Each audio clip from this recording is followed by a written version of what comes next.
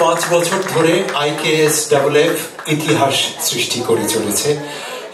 বিশ্বের দরবারে আমাদের বাংলাকে গর্বিত করে চলেছে তাদের অসাধারণ কাজ নিয়ে।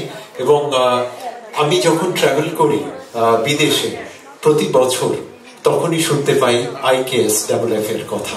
তো এটা বাঙালি হিসেবে আমার কাছে অত্যন্ত গর্বের।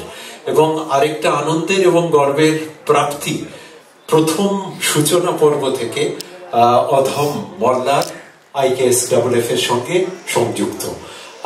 যে কমিউনিকেশনে এবং যে কোনো IKSFF এর কাজে যে থিম সংটা বাজে, যে থিম মিউজিকটা বাজে, সেটা অধম মল্লারের সৃষ্টি।